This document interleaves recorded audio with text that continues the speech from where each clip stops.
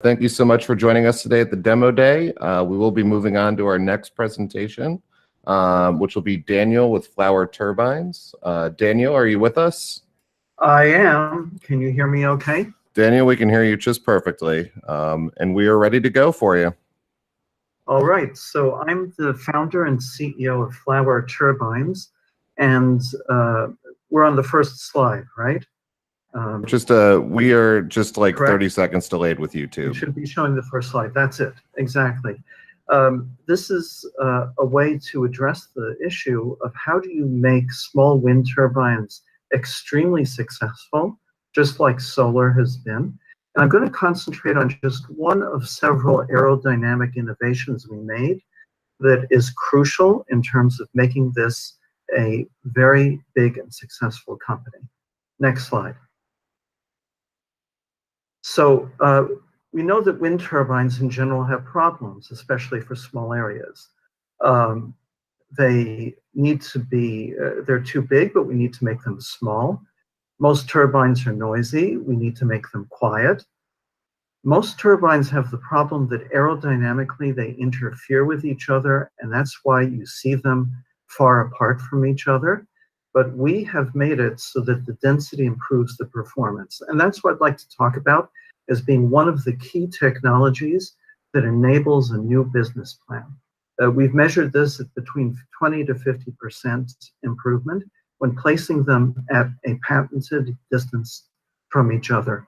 And most turbines only start at 3 meters per second, and ours start at 1.2 meters per second, even by themselves, because we've made some innovations to the wind turbines themselves that make them start at lower speeds. Next slide. So this is how it looks. We call it the wind tulip or a bi-tulip because it looks like a tulip shape. And the idea is to make it beautiful and easy to zone, as well as aerodynamically advanced.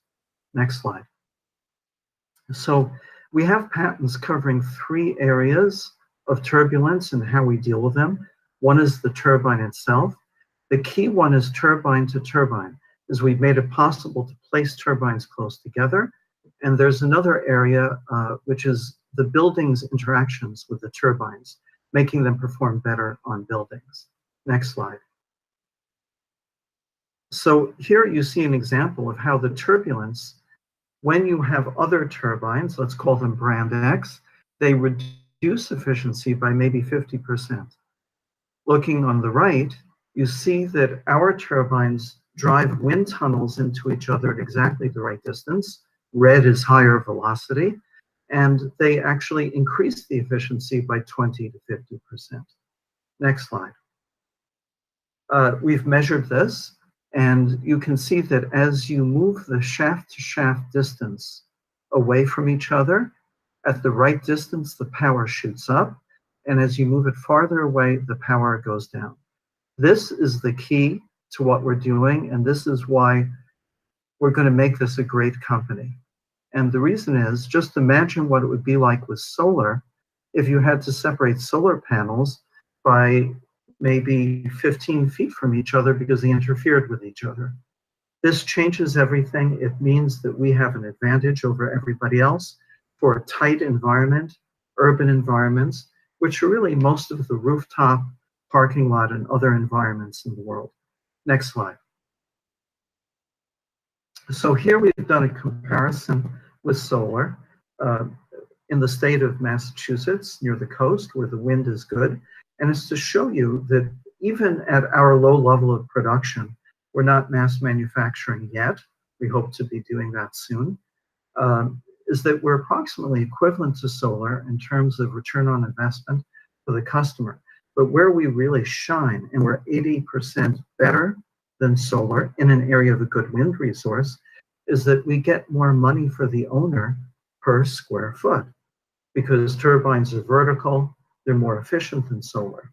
So the point is just like solar has been very successful in areas where there's sun, we can be very successful in terms where there is wind. And just like solar is already a market over $100 billion, we have the patents and the know-how to crack the wind market so that within a number of years, we're on our way to being over $100 billion market. And because we have the patents for it, there's nobody else who can achieve that. Next slide. So this is to show you the size of the market just in the United States. We took figures on the size, on the number of buildings, commercial buildings, because that's where we're starting. Commercial buildings is where we can put many turbines at one time, and it displays our cluster effect to the best advantage. About 30% of those buildings are in areas where there's very good wind resource. You see the areas, the coasts, the Midwest, the mountains, and there are a lot of areas in between where there's a good wind resource. We're assuming 10 turbines per rooftop, each turbine a cost of $7,500 for the customer. And you see that just for the US commercial market, not including the residential market, we get a market of $225 billion. And we are basically the only company that has the tools to achieve that. Next slide. We have a great team, engineers and people who have corporate experience, because most of our initial sales are going to be to big corporations like Walmart's, the US government, which has several 100,000 buildings between the armed forces and just administrative buildings. Our team can move that forward. Next slide. So our vision is that we can become 5% of the grid power for most major markets within 20 years. And that is a very substantial growth and a very substantial amount of energy and a very substantial effect on our climate. So next slide. So we intend to take the market of dense environments and make it work for wind in a way it's never done before. We'd like to call that more zoom and less room. And I'm ready for your questions. Excellent, Daniel. Thank you so much. We have 2 questions for you today.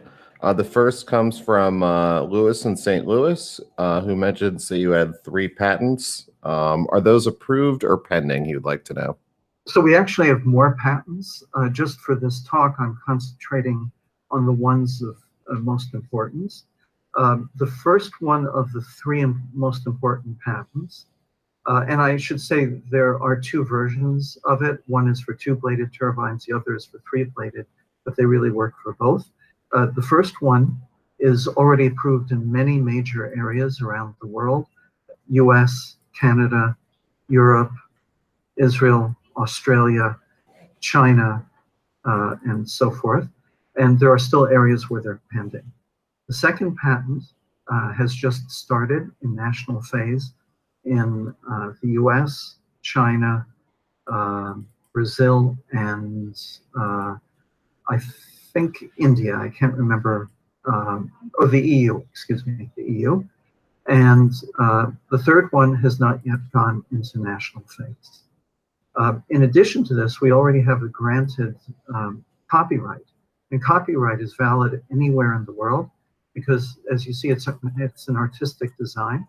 And it's an artistic design that also fits in with function as well. So we have very strong protection, and we have more ideas for patents on the way. Excellent. And then one last question for you. Sid on YouTube would like to know if there's any concern that you have about the federal subsidy going away. So I do. Obviously, everybody would like things for free. But in the long term, I intend to make a company that doesn't depend on a subsidy.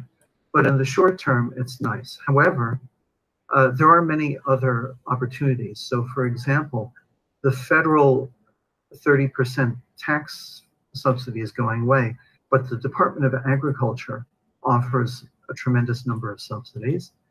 And there are state subsidies. For example, one of our key markets is New York State, and the state of New York offers 50% subsidies. You have to get certification for that. And that's one of the things we're raising money for, so we can afford that certification. But there are other key areas where the price of energy is so high that we don't need the subsidy. So for example, Long Island has the highest cost of electricity in the continental US, about 25 cents a kilowatt hour. We have no problem being profitable with that. Much of New York, much of New England has high energy costs. Hawaii is 50 cents per kilowatt hour, and that's a great market, and they have lots of nice winds coming in from the ocean. Puerto Rico, other island areas, the Virgin Islands is around 45 cents a kilowatt hour. All of these areas are areas where the costs are high and we can get in early. So these are key areas for us to concentrate on within the United States, and either where there still are subsidies, and as I mentioned, the Department of Agriculture is throughout the 50 states, specific regions in those states. Any of these markets have the potential of millions of dollars worth of sales just by targeting this. And then as we advance as a company, and also if the joint venture agreement that we're working on with China goes through in the next month or two, which I'm hoping it will, then we will also have a source of low-cost mass production as well. I hope that answers the question. But basically, in summary, we are planning for the contingency that we will have no subsidy. Excellent, excellent. Thank you, Daniel, so much for joining us today and for telling us more about flower turbines. It's now time to move on to our next presentation.